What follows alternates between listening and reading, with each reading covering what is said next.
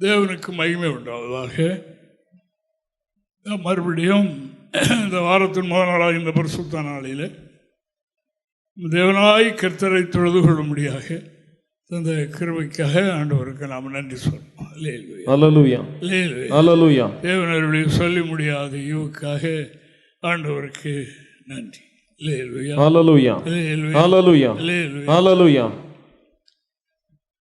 என்று நாம் கேட்கின்ற வார்த்தை ஆண்டவர் முக்கியப்படுத்தியிருப்பது என்ன என்பதை நாம் பார்க்கிறோம்.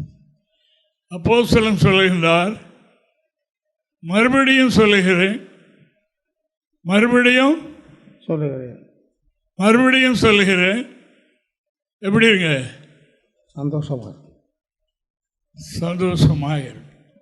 இல்லையா? அப்போ அப்படி இல்லை என்றால் மறுபடியும் சொல்லுவார். இன்னும் உங்களில் அந்த நிலை வரவில்லையே, சந்தோஷம் வரலையே என்று சொல்லி திரும்ப சொல்லுவார். இது அன்றைக்கு ஒரு நாள் சொன்ன வார்த்தைலாம் இன்றைக்கும் சொல்லுவார். இன்னொரு நாள் வரும், நாம் அதை நிறைவேற்றி விட்டோம் என்றால் திரும்ப வராது. திரும்ப கர்த்தருடைய வார்த்தை ஆழத்தில் போய்கிட்டே இருக்கும், அப்படினால இன்று நமக்கு தருகின்ற வார்த்தையை கவனிப்போம். உபாகமம் 28ஆம் அதிகாரம் 1-2 வசனங்களை வாசிக்கலாம். இன்று நான் உனக்கு விதிக்கிற உன் தேவனாகிய கர்த்தருடைய கட்டளைகளின்படியெல்லாம் செய்ய நீ கவனமாய் இருக்கும்படிக்கு அவர் சத்தத்துக்கு உண்மையாய் செவி கொடுப்பாய். ஆனால் தேவனுக்கு இருக்கட்டும், தேவனுக்கு மகிமை உண்டாவதாக. இன்று நான் உனக்கு விதிக்கிற உன் தேவனாகிய கர்த்தருடைய சத்தத்திற்கு கவனமாய் செவி கொடுக்க எச்சரிக்கையாய். அப்படி செய்வாயானால் 2வது வசனம் வாசிங்க. உன் தேவனாகிய கர்த்தர் பூமியில் சகல ஜாதிகளும் உன்னை மேன்மையாக வைப்பார். நீ உன் தேவனாகிய கர்த்தரின் சத்தத்துக்கு செவி கொடுக்கும் போது இப்பொழுது சொல்லப்படும் ஆசீர்வாதங்கள் எல்லாம் உன்மேல் வந்து உனக்கு பலிக்கும். கீழே எழுதியிருக்கிறது 14வது வசனம் வரைக்கும். இந்த உலகத்தில் ஒரு மனிதனுக்கு என்னென்ன ஆசீர்வாதங்கள் வேண்டுமோ அத்தனையும் அங்கே எழுதியிருக்கிறது. அதற்கு இருக்க வேண்டியது என்ன? தேவனுடைய வார்த்தைக்கு கவனமாக செவி கொடுத்து அவர்களை கைக்கொள்வார். அவர்களுக்கு ஆசீர்வாதம் எழுதப்பட்டிருக்கிறது, வாக்கு தத்தம் பண்ணப்பட்டிருக்கிறது என்று நாம் காணுகின்றோம். நம்ம எல்லாருக்கும் சொல்வது கர்த்தருடைய வார்த்தை தான். அந்த கர்த்தருடைய வார்த்தை சொல்லப்படும் போது கேட்கிறது மட்டுமல்ல, கவனமாய் சொல்லிக் கொடுக்கணும். கர்த்தருடைய வார்த்தை அல்லவா? தேவனுக்கு மகிமை உண்டாவதாக. ஆண்டவராகிய இயேசுவை லட்ச மக்கள் பின்பற்றுகிறவர்களை அதாவது பார்த்து அவர் என்ன சொல்லுகிறார் பாருங்க. இந்த ஜனங்கள் அதாவது கேட்கிறார்கள், நான் சொல்லுகிறபடி செய்யாமல் போகிறது என்ன என்று அவர் சொல்லுகின்றார். அதுபடினாலே தேவனுடைய பிள்ளைகளுக்குரிய காரியம் என்ன என்றால், அதாவது இன்று பாருங்க, என்றைக்கும் இல்லாத அளவுக்கு மக்களுக்கு ஆத்ம தாகம், ஆத்ம பசி அதிகமாய் உண்டாகி எல்லா வகுப்பு எந்த சபை இந்த சபைன்னு இல்லை, ஓடுகிறாங்க. எங்கே கிடைக்கும் வார்த்தை கேட்க ஓடுறாங்க. ஆனால் கேட்கிறாங்க, என்ன செய்யலை, அதுபடி செய்யலை. அதுபடினால கேட்டுவிட்டால் மட்டும் போதாது, செய்யணும். செய்தால் தான் கிடைக்கும். கேட்கிறது எல்லாரும் கேட்கிறாங்களே, கேட்டுக்கிட்டே இருக்காங்க. என்னிடத்தில் வந்து என்னுடைய வார்த்தைகளை கேட்டும் அதன்படி செய்கிறவர்கள் எப்படி இருப்பார்கள், கேட்டும் செய்யாமல் இருக்கிறவர்கள் எப்படி இருப்பார்கள் என்று வேதம் சொல்லுகிறது. தேவனுக்கு மகிமை. ஆனால் கேட்கிறார்கள் மக்கள், ஓடி கேட்கிறாங்க. பசியும் தீரல, தாகமோ தீரல. சாப்பிட்டா தானே தீரும், குடித்தா தானே தாகம் தீரும், இல்லைன்னா தீராதல்லவா? ஆனபடினால இன்று நமக்கு கொடுக்கிற வார்த்தை என்ன என்றால், ஆண்டவருடைய வார்த்தை நாம் வீட்டிலிருந்து படித்தாலும் சரி, ஆலயத்தில் போதனை கேட்டாலும் சரி, கவனமாய் வாசிக்கணும், கவனமாக அந்த வார்த்தை கேட்கணும்.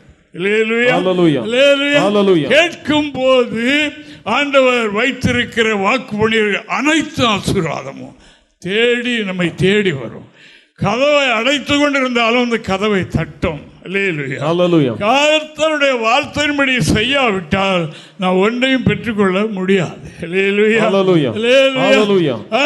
அதுபடினால் இன்று நமக்கு தருகிற வார்த்தை அதுதான். இப்ப இங்கே நான் லூக்கா சுவிசேஷத்துல படிக்கும்போது லூக்கா 6ஆம் அதிகாரம் 46 முதல் 48 வரைக்கும் உள்ள வசனங்களை வாசிக்கும் போது அங்கே என்ன சொல்லப்படுகிறது பாருங்க, வாசிக்கலாம். என்னை ஆண்டவரே ஆண்டவரே என்று நீங்கள் சொல்லியும் நான் ஆண்டவரே ஆண்டவரே என்று சொல்லுகிற கூட்டம் ஆண்டவருடைய சமூகத்தில் கேட்டுக்கொண்டே இருக்குது. என்னை ஆண்டவரே ஆண்டவரே என்று சொல்லியும் நான் சொல்லுகிறபடி நீங்கள் செய்யாமற் போகிறது என்ன? நான் சொல்லுகிறபடி செய்யாமல் போகிறது என்ன? ஆண்டவரை ஆராதிக்கிறதிலும் தொழுது கொள்ளுகிறதிலையும் ஆண்டவரே ஆண்டவரே என்று ராப்பகலாய் கூப்பிடுவதிலையும் குறவில்லை. ஆனால் ஆண்டவர் சொல்லுகிறார், என்னை ஆண்டவரே ஆண்டவரே என்று நீங்கள் சொல்லியும் சொல்லுகிறபடி செய்யாமல் போகிறது என்ன என்று அவர் சொல்கின்றார். இன்று நான் உனக்கு விதிக்கிறவன் தேவனாகிய கர்த்தருடைய சத்தத்துக்கு கவனமாக செவி கொடுக்கும் போது சொல்லப்படும் அனைத்து வார்த்தைகள் நீங்கள் படிப்பீங்க, அடிக்கடி படிச்சிருப்பீங்க, என்னுடைய பிள்ளைகள் படிச்சிருப்பீங்க, வசனத்தை மனப்பாடம் பண்ணியிருப்பீங்க. ஆனால் அதன்படி அந்த ஆசீர்வாதம் நமக்கு என்ன கிடைக்கவில்லையே, கிடைக்க மாட்டாமல் தூரமாக போய் கொண்டிருக்கிற தருத்திரம் மாறல, கடன் மாறல, பிரச்சனை தீர்தல, ஒன்றும் தீர்தல, சமாதானமும் நமக்கு நிறைவாய் இல்லை. சமாதானம் ஒரு பெரிய ஆசீர்வாதம். மற்ற ஆசீர்வாதத்தை விட சமாதானம் தான் பெரிய ஆசீர்வாதம். தேவனுக்கு மகிமை. மகிழ்ச்சி இல்லாவிட்டால் எந்த ஆசீர்வாதம், வீட்டில் தானிய தவசம், பேங்க்ல பேலன்ஸ் என்னெல்லாம் இருந்த பிரயோஜனம் கிடையாது. அந்த ஐஸ்வர்யம் என்பது இருதயத்தில் உண்டா. ஆனபடியினால் என்னுடைய வார்த்தையின்படி நீங்கள் செய்யாமல் போகிறது என்ன? வார்த்தையின்படி செய்கிறவன் யாருக்கு ஒப்பாயிருப்பான்? வாசிக்க. என்னிடத்தில் வந்து என் வார்த்தைகளை கேட்டு அவைகளின்படி செய்கிற யாருக்கு ஒப்பா இருக்கிறான் என்று உங்களுக்கு காண்பிக்கிறேன். ஆழமாய் தோண்டி கற்பாறையின் மேல் அஸ்திபாரம் போட்டு வீடு கட்டுகிற மனுஷனுக்கு ஒப்பா இருக்கிறான். பெருவெள்ளம் வந்து நீரோட்டம் அந்த வீட்டின் மேல் மோதியும் அதை அசைக்க கூடாமற் போயிற்று. ஏனென்றால் அது கன்மலையின் மேல் அஸ்திபாரம் போடப்பட்டிருந்தது. இந்த கன்மலை யாரு? இந்த வெறும் கன்மலை அல்ல, கிறிஸ்து. கிறிஸ்துதான் கன்மலை. ஆனால் அந்த கன்மலையிலே, அந்த கன்மலை சொல்லுகிற வார்த்தையிலேயே நம்முடைய அஸ்திபாரத்தை போட்டு நம்முடைய வீட்டை, நம்முடைய வாழ்க்கையை நம்ம கட்டுவோம் என்று சொன்னால் அது ஒருபோதும் சோதனையில் சாயாது. என்றால் அது அஸ்திபாரம் கன்மலையில் போட்டிருக்குது. அதான் கன்மலைக்கு மேலே வச்சு கட்டல, ஆழமாய் தோண்டி, கன்மலையிலே ஆழமாய் தோண்டி, கன்மலையில் ஆழமாய் தோண்டி அஸ்திபாரம் போட்ட மனிதனுக்கு ஒப்பாக இருக்கிறான். யார்? அவருடைய வார்த்தைக்கு கவனமாய் செவி கொடுக்கிறான். வார்த்தைக்கு கவனமாக யார் செவி கொடுக்கின்றார்களோ அவர்கள் கன்மலையின் மேல் கட்டுகிறார்கள். கன்மலையில் மட்டுமல்ல, ஆழமாய் தோண்டி. கிறிஸ்துவ எவ்வளவு மக்கள் தேடுகிறாங்க, ஆனால் ஆழமாய் போறதிலேயே ஒரு குறிக்கப்பட்ட இடத்துல நின்றுவாங்க. அதுக்கு மேலே வசனத்தை போதித்தால் நின்று கொள்வாங்க, ஏற்றுக்கொள்ள மாட்டாங்க, கேட்கவும் மாட்டாங்க, வேற பேச்சை கொடுக்க ஆரம்பிச்சிடுவாங்க, வேற எதையாவது அவங்க ஏன்னா இது அவங்களுக்கு பிடிக்கல. அப்படினால அப்படிப்பட்டவர்கள் ஆசீர்வாதத்தை எதிர்பார்க்க முடியாது. அதான் ஆண்டவர் வசனத்தை தான் முக்கியப்படுத்தியிருக்கிறார். இப்படி ஆண்டவருக்கு ஒரு பேர் என்ன? வார்த்தை.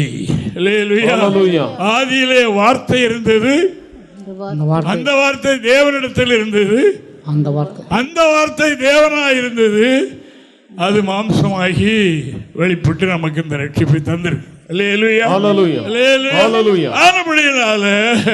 அன்பான தேவனுடைய பிள்ளைகளை கவனிப்போம். ஆனபடினால் கர்த்தருடைய வார்த்தை, ஆண்டவராய் இயேசு வார்த்தை, அவர் கன்மலை, அவர் கன்மலையுடைய வார்த்தையின்படி யார் ஜீவிக்கிறார்களோ, வார்த்தையை கவனமாய் கேட்டு அதன்படி நடக்கின்றார்களோ அவர்கள் இந்த கிறிஸ்துவுக்குள்ளே ஆழமாக சரியான பிடிப்பு. அது எந்த சோதனையும் அவர்களை தள்ளிவிடாது. எந்த சோதனையிலையும் மறல மாட்டார்கள், விழுந்து போக மாட்டார்கள். ஒரு சின்ன இதில் விழுந்து போயிடுறாங்க, பார்த்தீங்கன்னா காணாம போயிடுறாங்க. அது இல்லை. அதாவது சோதனையில் இருக்க வேண்டும் என்றால் முதல்ல என்ன வேணும்? வார்த்தை, கிறிஸ்துவாகிய வார்த்தை, கிறிஸ்துவிலிருந்து வெளிப்படுகிற வார்த்தை. இந்த வார்த்தையை கவனமாய் கேட்கணும், செவி கொடுக்கணும், ஏற்றுக்கொள்ளணும், கை கொள்ளணும். கை கொள்ளும் போது எப்படி ஸ்ட்ராங்காக அஸ்திவாரம் உறுதியான இடத்துல ஆகிவிடும். அப்புறம் அவர்களை ஒன்றும் தள்ளிவிடாது, தள்ளிவிடாது என்று இறைவாக்கு சொல்கின்றது. அதற்காக ஆண்டவருக்கு மகிமை. இப்படி வார்த்தை வல்லமை உள்ளது. பாருங்க, மேலே இருக்கிற வானந்த கீழே பூமி, சுற்றி இருக்கிற சமுத்திரம், அவைகளுக்குட்பட்ட சகலமும் அந்த அவருடைய ஒரு வார்த்தையினால் படைக்கப்படும். அந்த வார்த்தைக்கு அவ்வளவு பெரிய வல்லமை. அந்த வார்த்தையினுடைய வல்லமை தெரியாமத்தான் அதை யாரும் சரியாக போதும் போதும் இயேசுவே இயேசுவே இயேசுவே போதும் ஐயா, இப்படியே எனக்கு வயசாகிட்டு இப்படி பருவத்துக்கு போயிடலான்னு சொல்றாங்க. முடியாது. தேவனுக்கு மகிமை. ஆண்டவரே ஆண்டவரேன்னு சொல்றாங்க. அடுத்த ஸ்டெப்புக்கு வருவாங்கன்னு பார்த்தா அதில் நினைக்கிறேன். அதுக்கு மேலே சொன்னால் செவி கொடுக்கிறதே இல்லை. இது நம்ம அது சரி வராதியா, எங்களுடைய ஐக்கியத்துக்கு சரி வராதியா, எங்களுடைய குடும்பத்துக்கு இது ஒத்து வராது, இதெல்லாம் முடியாது இன்னும் சொல்லுவாங்க. சிலர் சொல்லாமல செவி அடைச்சிருவாங்க. தேவனுக்கு மகிமை. ஆனபடியினால ஆண்டவர் ஆசீர்வாதத்தை எழுதி வைத்து விட்டார். 28 3 14 வரைக்கும் நான் வாசிக்கும் போது அனைத்து ஆசீர்வாதம், என்னென்ன ஆசீர்வாதம் தடுத்தாலும் நிற்காது. இப்போ நாம் அனுபவிக்கிறோம் இல்லையா, அதுதானே உங்களுக்கு சொல்கிறோம். அதுபடியால் நிற்காதது அவர்களை தேடி வரும். அதுபடியால் செய்ய வேண்டிய காரியம் என்ன என்றால், எல்லாருடைய கையிலும் வேதாகமும் இருக்கிறது. இது பரிசுத்த வேதாகம் இல்லையா, இருக்கிறதெல்லாம் பரிசுத்த எழுத்துக்கள், பரிசுத்த எழுத்துக்கள். அதுபடினால இதை நாம் படிக்கும்போது ஆயத்தமாய், பக்தன் சொல்றார், நான் அதிகாலையில் ஆயத்தத்தோடு காத்திருப்பேன். ஆயத்தம் ஆயத்தம் என்ன? அதாவது நாம் கவனத்தை முதல்ல ஒருமுகப்படுத்தி வெளியே உள்ளதெல்லாம் மாற்றிவிட்டு அகற்றிவிட்டு, கதவை அடைக்கிறது இல்லை. நம்ம இந்த இருதயத்தில் 5 கதவு இருக்கு. அப்படினால இந்த மனதின் அறை கட்டப்பட்டதாக நாம் இப்பொழுது கர்த்தருடைய வார்த்தையை கவனிக்கணும். கர்த்தருடைய வார்த்தையை வாசிக்கும் போது கவனமாய் வாசிக்கணும், செவி கொடுக்கணும். பிரசங்கிக்கப்படும் போது கவனமாக கேட்கணும். அதான் உங்களுக்கு நான் அடிக்கடி சொல்றது. சிலருடைய நான் சொல்றது சொன்ன போல உங்களுக்கு தோன்றும். அன்பினால தானே. நீ எப்படியாவது கர்த்தருடைய வார்த்தையை மனதில் பதிச்சிடணும். இத்தனை வருடமாக கர்த்தருடைய பிள்ளைகள் ஆசீர்வாதத்துக்கு தூரமாக இருக்கிறார்களே, ஆசீர்வதிக்கப்படணுமே என்று எண்ணிதானே நாம் அவ்வளவு வேதனைப்படுறோம். தேவனுக்கு மகிமை. ஆனபடினால அதாவது ஆழமாய் தோண்டி அஸ்திவாரம் இடப்பட்ட புத்தியுள்ள மனிதனாக இருக்கிறான். யார்? வசனத்துக்கு செவி கொடுக்கிறான். செவி கொடுத்து அதன்படி நடக்கிறவன், அவைகளை கை கொள்ளுகிறவன் அவ்வளவு பெரிய ஆசீர்வாதத்துக்கு பாத்திரவானா. அவனை எதுவும் தள்ளிவிடாது. ஏன்னா அஸ்திவாரங்க கற்பாறையில் ஆழமாலாம் தோண்டி அஸ்திவாரம் போட்டிருக்கு. எந்த புயலோ காத்தோ எது வந்து மோதினாலும் சரி அப்படியே தான் நிற்கும். அப்படி நம்முடைய அஸ்திவாரத்தை ஒரு முறை செக்அப் பண்ணுவோம். இங்க பாருங்க, ஆண்டவராக இயேசுவை பற்றி சங்கீதக்காரர் எழுதுற பாருங்க. சங்கீதம் 33ஆம் சங்கீதம் 6 முதல் 9 வரைக்கும் ஒரு வாசிங்க பார்ப்போம். கர்த்தருடைய வார்த்தையினால் வானங்களும், கர்த்தருடைய வார்த்தையால் வானங்களும், வாயின் சுவாசத்தால் அவைகளின் சர்வ சேனையும் உண்டாக்கப்பட்டது. இருக்கிற உலகத்துடைய சேனையா இருக்கட்டும், எதுவா இருக்கட்டும், அவருடைய வார்த்தையும் சுவாசமும் இவைகளினாலே இவைகளெல்லாம் சிருஷ்டிக்கப்பட்டது. அவர் சமுத்திர ஜலங்களை குவியலாக சேர்த்து ஆழமான ஜலங்களை பொக்கிஷ வைப்பாக வைக்கிறார். பூமியெல்லாம் கர்த்தருக்கு பயப்படுவதாக, உலகத்திலுள்ள குடிகளெல்லாம் அவருக்கு அஞ்சி இருப்பதாக. அவர் சொல்ல ஆகும், அவர் கட்டளையிட நிற்கும். அவர் சொல்ல ஆகும், சொல்ல ஆகும், அவர் கட்டளையிட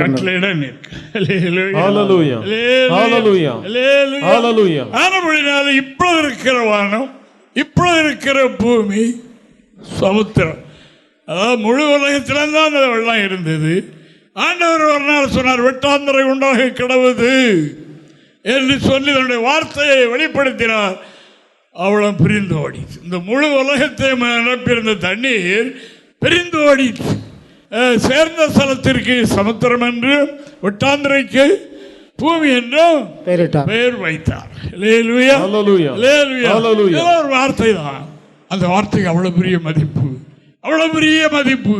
அப்போ அந்த வார்த்தையை நாம் கவனிக்க வேண்டுமே அல்லவா? படிக்கும்போது அது ரொம்ப கருத்தாய் படிக்கணும் அல்லவா? பிரசங்கிக்கப்படும் போது யாரோ தானோ என்று ஏதோ அவர் டைம் அவர் செய்கிறார் என்று எண்ணிவிடாதபடி கர்த்தருடைய வார்த்தை ஆனபடியால் இந்த வார்த்தைக்கு கவனமாய் செவி கொடுக்கிறவர்கள். அதுக்கு தான் அப்படி சொல்லியிருக்கு. இப்பொழுது இருக்கிற வானம் பூமி அதுக்குள்ள சர்வ சேனை எல்லாம் ஒரு சொல்லால் படைத்தார். ஒரு வார்த்தை என்மேல் ஒரு வார்த்தை சொல்ல போகிறார். இயேசு சுவாமி சொல்லுகிறார் பாருங்க. மத்தேயு சுவிசேஷம் 24ஆம் அதிகாரம் 35வது வாக்கியத்தை வாசிங்க பாப்போம். இப்பொழுது இருக்கிற வானம் பூமியும் ஒளிந்து போம், என் வார்த்தைகளோ ஒளிந்து போவது இல்லை. வார்த்தை இப்ப இருக்கிற இவ்வளவு பெரிய அரும்பெரும் படைப்புகள், வானம் பூமி எல்லாமே எல்லாமே பழமை எல்லாம் அழிந்துரும். ஆனா என்ன அழியாது? வார்த்தை அழியாது. அந்த வார்த்தைக்கு எவ்வளவு பெரிய வெயிட் பாருங்க.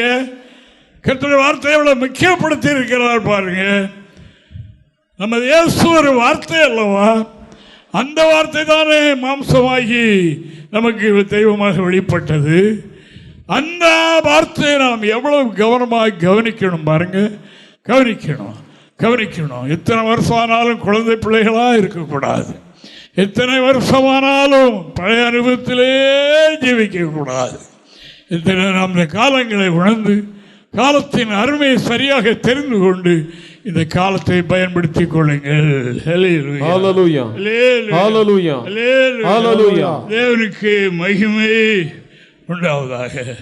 ஒரு 100க்கு அதிபதி அவருடைய வார்த்தையை அவ்வளவு அறிந்திருக்கிறார் பாருங்க. இயேசுவின் வார்த்தை.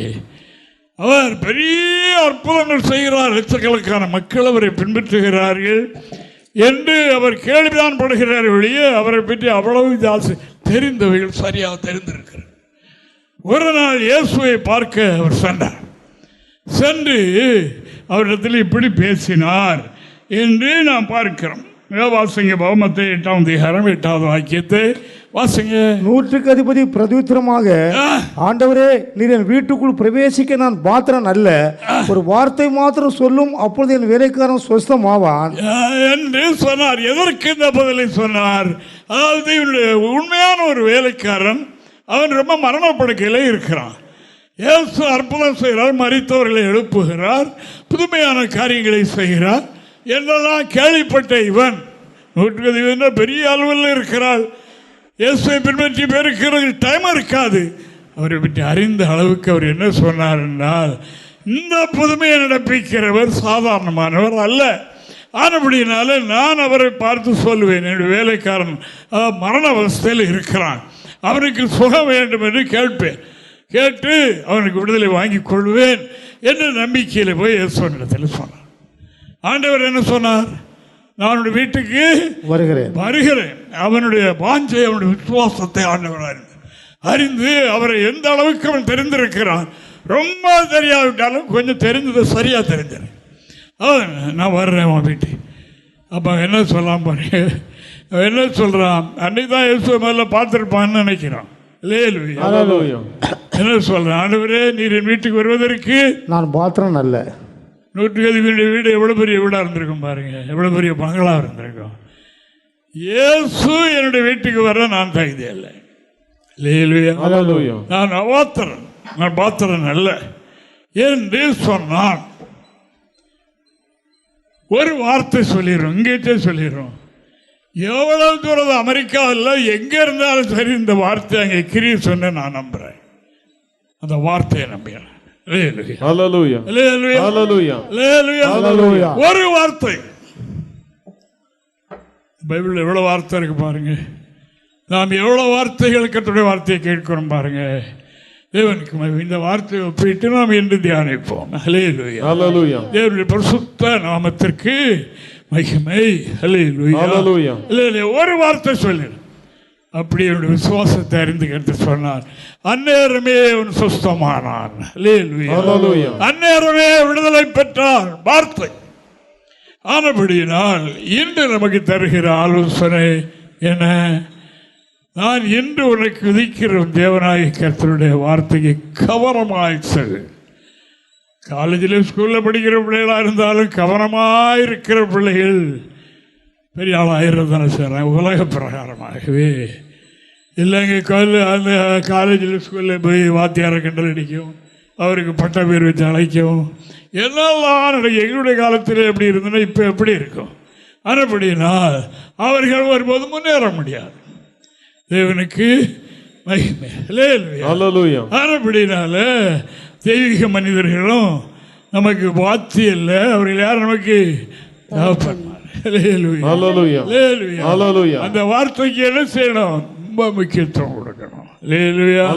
அதை கவனமாய் கேட்டு அதன்படி செய்ய ஆரம்பித்து விட்டோம் என்றால் எல்லா ஆசீர்வாதம், தேவன் நியமித்து வைத்திருக்கிற அனைத்து ஆசீர்வாதமும், அதில் நம்மை குறித்த தேவ சுத்தம் என்ன என்று கர்த்தர் தீர்மானம் பண்ணி இருக்கிறாரோ, நம்மை அபிஷேகித்த நாளில் ஒரு தீர்மானம் பண்ணி இருக்கிறாரோ, ஒன்றும் தப்பாது. அதை யாரும் தடுக்க முடியாது என்பதை நான் உங்களுக்கு சொல்லிக்கொள்ள விரும்புகிறேன். அன்பான கர்த்தருடைய பிள்ளைகளே, வார்த்தையை நம்புவோம். வார்த்தையை கவனமாய் கேட்போம். கவனமாய் கேட்போம். கவனமாய் கேட்கிறவர்கள் கை கொள்வார்கள். கை கொள்ள வேண்டும். இங்கே ஒரு மனிதனை பார்க்கிறோம், வாசிப்போம். தேவனுக்கு மகிமை. அதாவது சீரியா தேசத்தில் ஒரு மனிதன் இருந்தான். அவன் பெரிய பராக்கிரமசாலி. அந்த தேசத்திற்கு பலமுறை வெற்றி வாங்கி கொடுத்தவன். எதிராளிகளை முறியடித்து வெற்றி வாங்கி கொடுத்த ஒரு மனிதன். அவனுடைய சரீரத்தில் என்னது? குஷ்டரோகம். சொல்றதான். தேவனுக்கு மகிமை. அந்த குஷ்டரோகி பெரிய பராக்கிரமன், நாட்டுக்கு முக்கியத்துவமான ஆளு. இப்படி இருக்கும்போது அவருடைய மனைவிக்கு ஒரு வேலைக்கார பிள்ளை இருந்தது. அந்த வேலைக்கார பிள்ளை இஸ்ரவேல் தேசத்தில் உள்ள பிள்ளை. இந்த தேசம், இவர்கள் சீரா தேசம் படையெடுத்து போகும்போது இஸ்ரவேல் தேசத்தில் அந்த பிள்ளையை கையை பிடித்து அவங்க தேசத்துக்கு கொண்டு போயிட்டாங்க. அந்த பிள்ளையை அவனுடைய மனைவிக்கு வேலைக்காரியாக வைத்தார். ஒரு நாள் எப்படியோ அவருடைய சரீரத்தின குஷ்டத்தை அந்த பிள்ளை பார்த்து எஜமாட்டிக்கிட்ட சொன்னது, அதாவது நம்முடைய எஜமானுடைய சரீரத்தில் இப்படி ஒரு வியாதி இருக்கிறது, எங்கள் தேசத்தில் ஒரு தீர்க்கர் இருக்கிறார், தீர்க்கதரிசி. இவர் அங்கே போனால் இவருக்கு சுகமாகிவிடும் என்று சொன்னது. அந்த வார்த்தையை அவன் ஏற்றிட்டான். உடனே அவன் ராஜாட்டை சொன்னான். ராஜா உடனே இங்குள்ள ராஜாவுக்கு லெட்டர் எழுதினார். எப்படி அந்த தேசத்திற்காக வந்து விட்டான். அவனுடைய மனதில் ஒரு எண்ணம் வைத்திருந்தான், பெரிய ஆள். அந்த தீர்க்கதரிசி அவர் சாதாரண ஆளாக இருப்பார், ஒரு தேவபக்தி உள்ள மனிதன். ஆனபடினால அவர் இப்படி என்னை குணமாக்குவார் என்று ஒரு திட்டம் அவர் வைத்திருந்தார். பெரிய மனிதன் அல்லவா? அவர் இருப்பிடத்தை விட்டு எழும்பி வந்து என்னுடைய வியாதியை எங்க இருக்கான தடவி எடுத்துருவார். பெரிய மனிதன் அல்லவா? இப்போ இந்த குஷ்டரோகி எலிசா தீர்க்கதரிசி இருந்த அந்த இடத்தினுடைய போய் அந்த வாசல் நினைக்கிறேன் இப்படி வந்திருக்கிறார். வாசிப்போம். ராஜாக்களின் புஸ்தகம் 5ஆம் அதிகாரம் 9 முதல் 11 வரைக்கும் வாசிக்கும். அப்படியே நாகமான் தன் குதிரைகளோடும் தன் ரதத்தோடும் வந்து எலிசாவின் வாசற்படியிலே நின்றார். அங்கே போய் நிற்கிறான். நின்ற உடனே உள்ள செய்தி போச்சு, இப்படி பெரிய ஆள், பராக்கிரமன், பெரிய ஆள் வந்திருக்கிறான் என்று சொல்லி செய்தி அறிவிக்கப்பட்டது. அப்பொழுது எலிசா அவனிடத்தில் ஆள் அனுப்பி நீ போய் யோர்தானில் 7 தரம் ஸ்நானம் பண்ணு, அப்பொழுது உன் மாம்சம் மாறி நீ சுத்தமாவா என்று சொல்ல சொன்னான். அதற்கு நாகமான் கடும் கோபம் கொண்டு புறப்பட்டு போய் அவன் வெளியே வந்து நின்று தன் தேவனாகிய கர்த்தருடைய நாமத்தை தொழுது தன் கையினால் அந்த இடத்தை தடவி இவ்விதமாய் குஷ்டரோகத்தை நீக்கி விடுவான் என்று எனக்குள் நினைத்திருந்தேன். நான் ஸ்நானம் பண்ணி சுத்தமாவதற்கு இஸ்ரவேலின் தண்ணீர்கள் எல்லாவற்றை பார்க்கிலும் தமஸ்குவின் நதிகளாகிய ஆப்னாவும் பர்பாரும் நல்லதல்லவோ என்று சொல்லி உக்கிரகத்தோடே திரும்பி போனான். அவன் ஊழியக்காரர் சமீபத்தில் வந்து அவனை நோக்கி, தகப்பனே, அந்த தீர்க்கதரிசி ஒரு பெரிய காரியத்தை செய்ய உமக்கு சொல்லியிருந்தால் அதை நீர் செய்வீர் அல்லவா? ஸ்நானம் பண்ணும் அப்பொழுது சுத்தமாவீர் என்று அவர் உம்மோடே சொல்லும் போது அதை நீர் செய்ய வேண்டியது எத்தனை அதிகம் என்று சொன்னார்கள். அப்பொழுது அவன் இறங்கி தேவனுடைய மனுஷன் வார்த்தையின்படியே யோர்தானில் 7 தரம் முழுகின போது என்ன பார்க்கிறோம், அவனுடைய திட்டம் வேற மாதிரி இருந்தது. இங்கே ஜெபமானவர்கள் நான் இப்போ இந்த ஊழிய காலத்தில் நிறைய பார்த்துருக்குறோம் இல்லையா, பெரிய ஆள் நிறைய காணிக்க கொண்டு வந்திருக்கிறோம். ஆனாலும் அவர் இறங்கி வந்து நம்மளை வணங்கி அவர் இப்பொழுது நம்ம வியாதியெல்லாம் எடுத்துருவார் அப்படின்னு அவர் நினைச்சார். அவர் இருக்கிற இடத்தை விட்டு எழும்பவில்லை. அவர் ஞான திருஷ்டியில இங்கிருந்து அடுத்த தேசத்தில் நடக்கிறதை பார்க்கிற ஒரு மனிதன். மனிதனுடைய உள்ளத்தில் இருக்கிறத அறிகிறவர். அவர் சொல்லிவிட்டார், போய் சொல்லுங்க, அந்த யோர்தான் நதியில் போய் முழுகிட்டு 7 தடவை முழுகணும், முழுகிட்டு போச்சு சோமாயிரும்.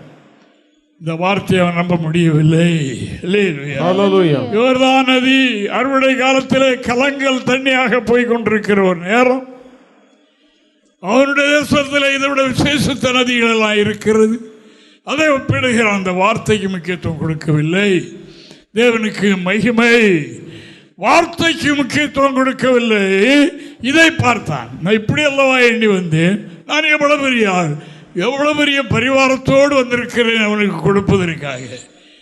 இதை அவன் பெற்றுக்கொள்ளும் போது அவனுடைய கஷ்டமெல்லாம் தீர்ந்து விடுமே என்றான். ஒரிஜினல் தேவனுடைய மனுஷன் அப்படி இருக்க மாட்டானே.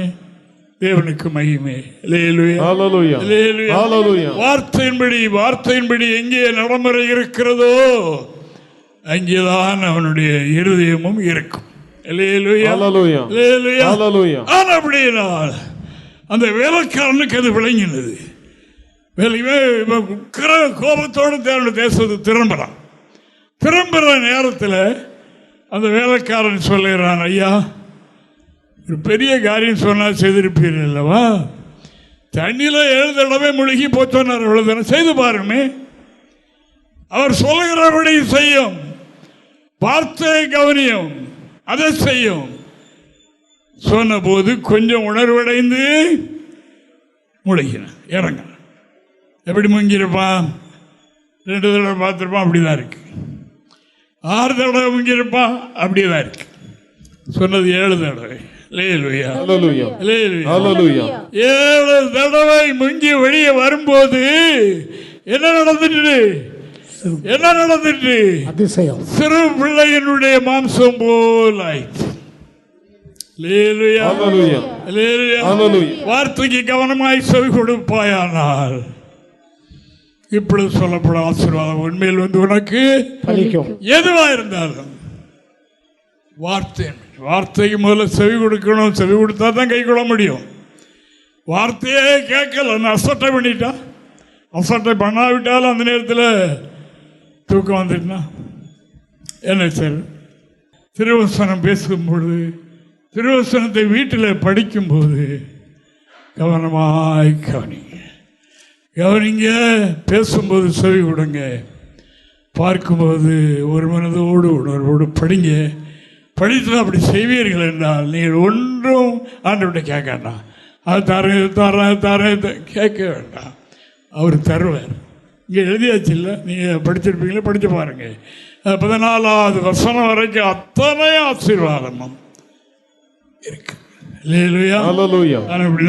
கர்த்தருடைய பிள்ளைகளே, இவைகளை அனுபவப்பட்டவர்கள் சொல்வார்கள். இயேசு சுவாமி சின்ன வயதிலிருந்து 12வது வயதிலிருந்து 30வது வரைக்கும் தாயாருடைய கைக்குள் இருந்தார். அவர்கள் தான் நமக்கு வழிகாட்டி. இது இந்த சப்ஜெக்ட் ஒரு நாள் பேசணும். அதாவது மேற்பட்டவர்கள், பெற்றோர்கள், கணவன்மார்கள், பெற்றோர்கள், இவைகளெல்லாம் கடவுளுக்கு அடுத்த ஸ்தானத்தில் உள்ளவங்க. அப்படினால அதற்கு கவனமாய் செவி கொடுக்கிறவங்க பீச்சூரில் நன்றாக இருப்பாங்க. நல்லாக இருப்பாங்க, மற்றவர்களால் போற்றப்படக்கூடியவர்களாக இருப்பாங்க என்பதை மறந்துவிட வேண்டாம்.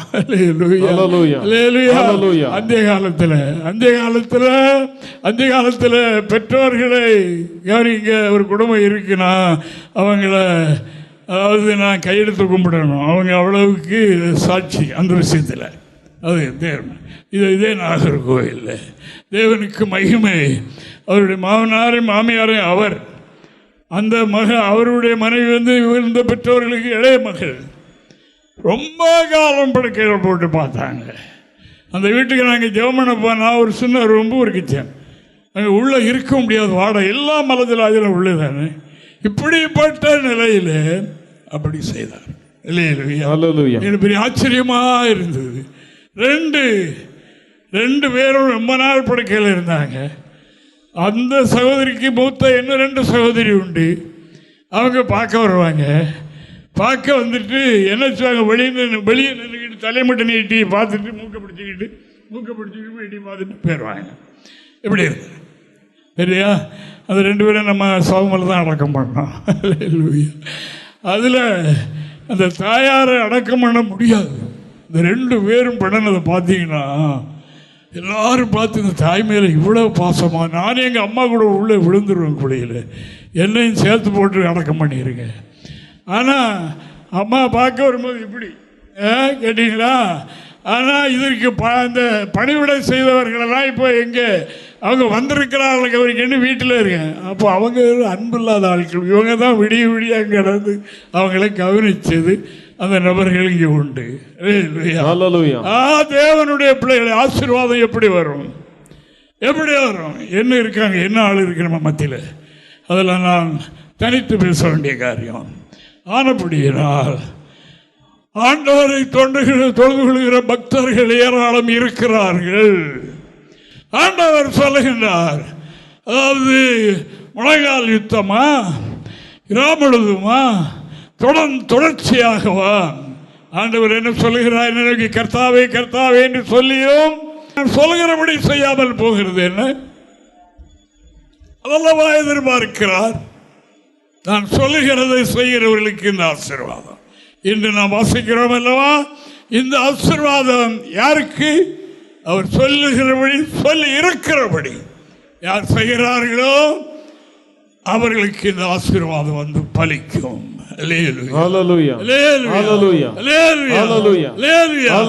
நாம் இவைகளை அதாவது அனுபவ ரீதியாக காணுகிறோம். இயேசு கிறிஸ்து அவருடைய தாயாரிடத்தில் எத்தனை வருஷம் இருந்திருக்காரு பாருங்க, 12-30 வயது வரைக்கும். அவர் அந்த நாளில் பெரிய புதுமைகள் தான் செய்திருப்பார்.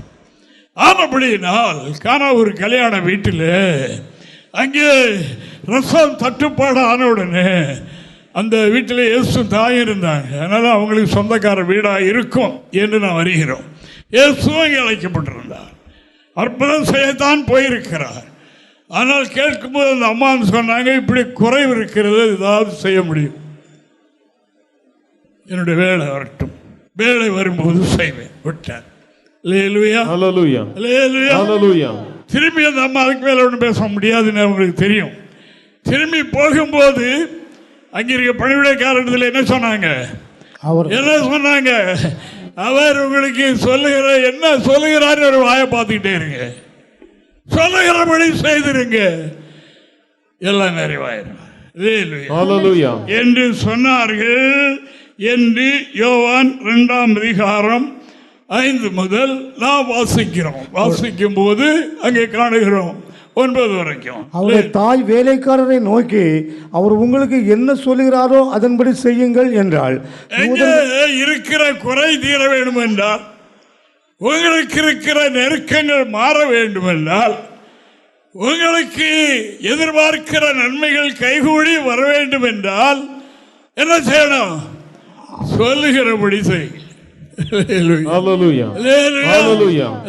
Hallelujah. அந்த அம்மா சொன்ன வார்த்தையின்படி அந்த வேலைக்காரர்களும் அப்படி செய்ய ஆரம்பித்தாங்க. வாசிங்க பாப்போம். யூதர்கள் தங்களை சுத்திகரிக்கும் முறைமையின்படியே ஒவ்வொன்று 2-3 குடம் தண்ணீர் கொள்ளத்தக்கதாக 6 கற்சாடிகள் அங்கே வைத்திருந்தது. இயேசு வேலைக்காரரை நோக்கி, ஜாடிகளில் தண்ணீர் நிரப்புங்கள் என்றார். அவர்கள் அவைகளை நிறைய நிரப்பினார்கள். அவர் அவர்களை நோக்கி, நீங்கள் எப்பொழுது மொண்டு பந்தி விசாரிப்பு காரணத்தில் கொண்டு போங்கள் என்றார். அவர்கள் கொண்டு போனார்கள். அந்த திராட்சரசம் எங்கே இருந்து வந்தது என்று தண்ணீரை மொண்ட வேலைக்காரருக்கு தெரிந்ததே என்று பந்தி விசாரிப்புக்காரனுக்கு தெரியாததினால் அவன் திராட்சரசமாய் மாறின தண்ணீரை ருசி பார்த்தபோது மணவாளனை அழைத்து, எந்த மனுஷனும் முன்பு நல்ல திராட்சரசத்தை கொடுத்து ஜனங்கள் திருப்தி அடைந்த பின்பு ருசி குறைந்ததை கொடுப்பார், நீரோ நல்ல ரசத்தை இதுவரைக்கும் வைத்திருந்தீரே என்றார். அங்கே ஒரு பெருமை அந்த வீட்டுக்காரருக்கு உண்டானது. இதில் பெருமை, அந்த ரசம் இல்லாமல் இடையில நின்று போச்சுன்னா ஊருக்காரமெல்லாம் தூசிப்பார். உனக்கு எதுக்கு இந்த விருந்து நடத்துகிற வேலை, சரியா செய்ய உனக்கு வழியில் நான் ஏன் இதை செய்தேன்னு கேட்பார். இயேசு சொன்னபடி செய்தார். அவர் என்ன சொல்கிறாரோ அப்படி செய்ய உங்களுக்கு குறைவெல்லாம் நிறைவாயிரும். அன்பான தேவனுடைய பிள்ளைகளை இருந்தெல்லாம் அமைச்சு கொண்டாங்க. நம்ம கிராமப்புறங்களில் தெரியுமில்லவா, குறிக்கப்பட்ட ஆளுக்கு மேலே வந்துட்டுன்னா சாப்பாடு இருக்கும், என்ன தட்டுப்பாடாயிரும், குழம்பு தட்டுப்பாடாயிரும். அதுக்கு என்ன சொல்லுவாங்க, தண்ணி ஊற்றுங்க, உப்பு போடுங்க, உப்பு அள்ளி போடுங்க, கலக்கி கொண்டு ஊற்றுங்க சொல்லுவாங்க. இல்லை முதல்ல நல்லா இருந்து இப்போ மோசமாக இருக்குன்னு மக்கள் சொல்லுவாங்க. ஆனால் இங்கே என்ன, முதல்ல எந்த மனுஷனும் முதல்ல நல்லதை கொடுத்துட்டு இப்போ நல்லா ருசி குறைஞ்சே கொடுப்பான். நீர் இதுவரைக்கும் எங்கே வச்சிருந்தீர், இதை அதுதான் இருக்கிற இடத்தை நாம என்று பார்க்க இடத்துல இருக்கு. இன்றைக்கு நாம் கேட்கிற வசனம் அவர் சொல்லுகிறபடி செய்யுங்க, உங்களுக்குரிய ஆசீர்வாதங்கள் எல்லாம் தானாக உங்களை தேடி உங்கள் வீட்டுக்கு வரும். உங்களை தேடி உங்களுடைய வீட்டுக்கு வரும். நாங்கள் அதை அனுபவிக்கிறோம்.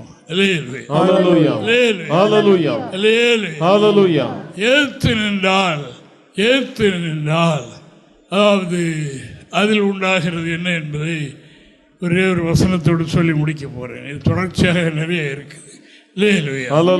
அப்படினால் அன்பான கர்த்தருடைய பிள்ளைகளை கவனிங்கள். அவர் உங்களுக்கு என்ன சொல்கிறாரோ அதன்படி செய்யுங்கள். ஆண்டவர் ஒரு வார்த்தை மட்டும் சொல்லும், வேலைக்காரன் பிழைப்பான். காணுகின்ற அன்னை அத்தனை அவருடைய ஒரு சொல்லால் படைக்கப்பட்டவைகள். அந்த வார்த்தைக்கு அவ்வளவு பெரிய வல்லமை உண்டு. வார்த்தையை நம்புங்கள். வேதத்தை முடக்கி வீட்டில் வைத்துக் கொண்டு ஏதோ காலை மாலை பாடம் வாசித்து விட்டு வச்சிடாதீங்க. அது தனித்த முறையில் உட்கார்ந்து தியானம் செய்யுங்கள். செய்து அதற்கு கவனமாக செவி கொடுங்க. கர்த்தர் உங்களை ஆசீர்வதிப்பார். ஆண்டவராகிய தேவன் சோதோம் குமராவை அழிக்க சுத்தம் கொண்டார். அங்கே போகும்போது லோத்தை ஒரு நீதிமானாக கண்டார். அவனை வெளியேற்றிவிட்டு அந்த பட்டணத்தை அழித்தார். அழித்து வெளியே கொண்டு விட்டு எங்கோடு மலைக்கு ஓடிப்போ, மலைக்கு ஓடிப்போ என்று சொன்னார். அதற்கு லோத்து என்ன சொன்னார்? அப்படி அல்ல ஆண்டவரே, நீர் சொல்லுகிறபடி அல்ல ஆண்டவரே என்று சொன்னார். அந்த குடும்பத்தினுடைய பின்விளைவு என்ன என்று வேதம் படித்த எல்லாருக்கும் தெரியும். ஒரு சொல்லை மீறினது, ஒரே சொல்லை மீறினது, பின் விளைவு அவ்வளவு மோசமாகிவிட்டது என்று இந்த ஒரு வசனத்தை மட்டும் வாசிங்க பார்ப்போம். ஆதியாகமம் 19ஆம் அதிகாரம் 17 முதல் 22 வரைக்கும். அவர்களை வெளியே கொண்டு போய் விட்ட பின்பு அவர், உன் ஜீவன் தப்ப ஓடிப்போ, பின்னிட்டு போகாதே, பாராதே, இந்த சமபூமியில் எங்கும் நில்லாதே, நீ அழியாதபடிக்கு மலைக்கு ஓடிப்போ என்றார். அதற்கு லோத்து, அப்படியல்ல ஆண்டவரே, அப்படியல்ல ஆண்டவரே, நீர் சொல்லுகிறபடி அல்ல, உமது கண்களில் உமது அடியனுக்கு கிருபை கிடைத்தது. என் பிராணனை காக்க தேவரீர் எனக்கு செய்த கிருபையை பெரிதாக விளங்க பண்ணினீர். மலைக்கு ஓடிப்போக என்னால் முடியாது. தீங்கு என்னை தொடரும், நான் மரித்து போவேன். அதோ அந்த ஊர் இருக்கிறதே, நான் அதற்கு ஓடி போகத்தக்கதாய் அது கிட்ட இருக்கிறது, சின்னதுமாய் இருக்கிறது. என் பிராணன் பிழைக்க நான் அங்கே ஓடி போகட்டும், அது சின்ன ஊர் தானே என்றான். அதற்கு அவர், நீ கேட்டுக்கொண்ட ஊரை நான் கவிழ்த்து போடாதபடிக்கு இந்த விஷயத்திலும் உனக்கு அனுகிரகம் பண்ணினேன். தீவிரமாய் அங்கே ஓடி தப்பித்துக்கொள், நீ அங்கே போய் சேருமட்டும் நான் ஒன்றும் செய்யக்கூடாது என்றார். ஆகையால் இது தேவனுடைய விருப்பம் அல்ல. அதாவது அந்த அங்கே போனார் அல்லவா, பாலாய் கூப்பிட்ட உடனே போனார் அல்லவா பீலையாம். தேவனுக்கு மகிமை. முதல்ல ஆண்டவர் போகக்கூடாதுனார். அவன் அடுத்தால பெரிய பெரிய ஆட்களையும் பெரிய உதவி பெரிய இது கொடுக்கிற நிறைய பொக்கிஷங்கள்லாம் கொண்டுக்கிட்டு பெரிய பெரிய ஆட்கள். அப்போ இவர் அதை பார்த்துட்டு சரி இன்றைக்கு இருங்க, இன்னைக்கு ஒரு நாள் ஜெபம் பண்ணி கேட்குறேன். ஜெபம் பண்ணி கேட்டார். ஆண்டவர் என்ன சொன்னார், போ இந்த வார்த்தைகளை ரொம்ப கவனிக்கணும். ரொம்ப நெருக்கடி கொடுத்தாலும் சரி போ. ஐயோ கடவுள் சொல்லித்தானே வந்தேன், கிடையாது. கடவுள் ஒரு விஷயம் முதல்ல சொல்லிட்டார் அல்லவா, வேதத்தில் சொல்லிட்டார் அல்லவா, அதற்கு மாறான கருத்தை திரும்ப சொல்ல மாட்டேன். அப்போ நான் சொல்லுகிற வார்த்தை அப்படி இல்லைன்னு சொல்லிட்டேன்ல, சரி போ. தேவனுக்கு மகிமை. என்னாச்சு, அவர் போனது சோவாருக்கு. அந்த சோவாரில் போய் பிள்ளைகளெல்லாம் சோவாரித்தனம் படிச்சுட்டாங்க. படித்த அந்த குடும்பமே நாசமாக 2 துஷ்ட சந்ததிகள் உருவாயிட்டு. அப்படினால இன்று சொல்லப்படுகிற வார்த்தை என்னவென்றால், கர்த்தருடைய வார்த்தை கவனமாய் கேட்டு கவனமாய் செவி கொடுத்து அதன்படி செய்யுங்கள். நீங்கள் உங்களுடைய ஊரிலும் உங்களுடைய குடும்பங்களிலேயும் உங்களுடைய வாழ்கிற இடங்களிலேயும் ஆசீர்வாதத்தை பெற்று இறைவனுக்கு சாட்சியாக இருப்பீர்கள். கர்த்தர் உங்களை ஆசீர்வதிப்பார்.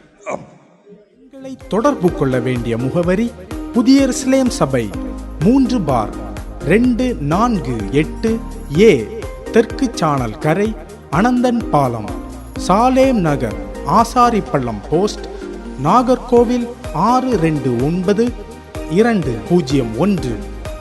எங்களது தொலைபேசி எண் 8931313126 மற்றும் 94895299462.